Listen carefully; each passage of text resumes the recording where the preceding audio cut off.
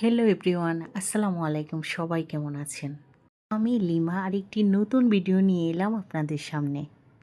সকাল সকাল চাল ভিজিয়ে ব্লেন্ড করে নিলাম পিঠা বানানোর জন্য। ব্লেন্ড করে নেওয়ার পর দেখুন একটা তাওয়ার মধ্যে আমি পিঠা বানিয়েছি ডিম দিয়ে। এই ডিম দিয়ে পিঠাগুলি খেতে বেশ দারুণ লাগে।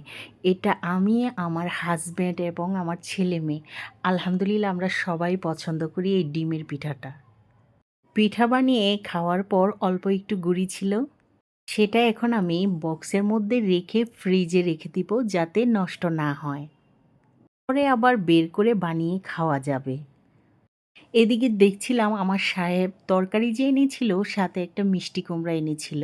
সেই মিষ্টি কুমড়াটা একদিন শুধু রেখেছিলাম, পরের দিন দেখতে পাচ্ছেন সম্পূর্ণ পচে গিয়েছে। আর এটা একদম খাওয়া যাবে না। এই মিষ্টি কুমড়াটা পচানো দেখে আমার খুবই মায়া লাগছে। সম্পূর্ণ পচে গেছে, একটুও নেওয়ার মতো না। কিছু করার নেই, এখন এটা আমি ফেলে দিব ময়লার মধ্যে। তারপর দুপুরে রান্নাবান্নার জন্য রেডি করে নিচ্ছি। রান্নাটা একটু দেরি হয়ে গেছে, সেজন্য আমার বাচ্চা আছে দেখে যদি খিদে লাগে তাদের, তার জন্য আমি আগে চালটা ধুয়ে এখন ভাত বসিয়ে দিচ্ছি। দুপুরের রান্না কিন্তু বেশ ঝামেলা হয়, সব কিছু কেটে কুটে রেডি করতে অনেক সময় লাগে। তো এদিকে আমি অফলাইনে ভাতটা কিন্তু রান্না করে ফেললাম। এখন আমি ভাতের যে মাড়টা আছে সেটা ঝরিয়ে নিব। এমনিতে মাড় ঝরানোর জন্য আমি সবসময় বেসিনই ব্যবহার করি, তারপরে আমি পানি ছেড়ে দিই। এদিকে অফলাইনে আমি বাদাম বোনা বসিয়ে দিলাম। বাদাম প্রথমে আমি তেলে ব্লেন্ড করে নিয়েছিলাম, তারপর হলুদ, মরিচ, ধনিয়া, পেঁয়াজ, তেল দিয়ে বসিয়ে দিয়েছি।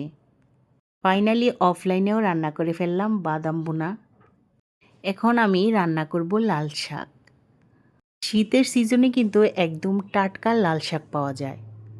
লাল শাকের উপকারিতা তো সবাই জানেন, আর লাল শাক কিন্তু খেলে রক্ত হয় শরীরে। লাল শাকটা ধুয়ে আমি বটিটা পরিষ্কার করে পানি দিয়ে এখন কেটে নিচ্ছি। লাল শাক কিন্তু একদম কুচি কুচি করে কাটতে হয় না, একটু মোটা মোটা করে কাটলেই হয়। গরম ভাতের সাথে লাল শাক খেতে ভালোই লাগে। তারপর আমি দেখুন কেটে নেওয়ার পর একটা কড়াইয়ের মধ্যে বসিয়ে লবণ দিয়ে দিলাম। তারপর ঢাকনা দিয়ে আমি ঢেকে দিলাম। একটু পর আমি কাঁচামরিচ দিয়েছি। লাল শাকটা কেন জানি ভাপ আসলেই একদম কিন্তু মলিন হয়ে যায়, মানে নরম হয়ে যায়। অল্প একটু পানি থাকতেই আমি শাকগুলি সাইড করে নিচ্ছি।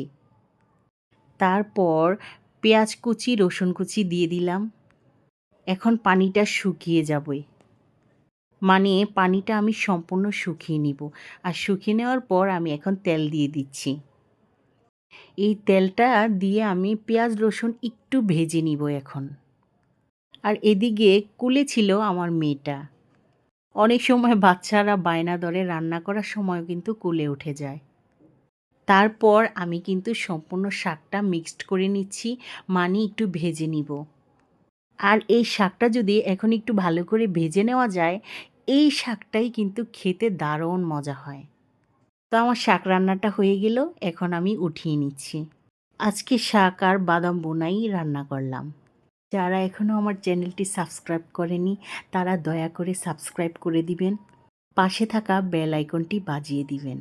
সবাইকে অসংখ্য ধন্যবাদ ভিডিওটি দেখার জন্য।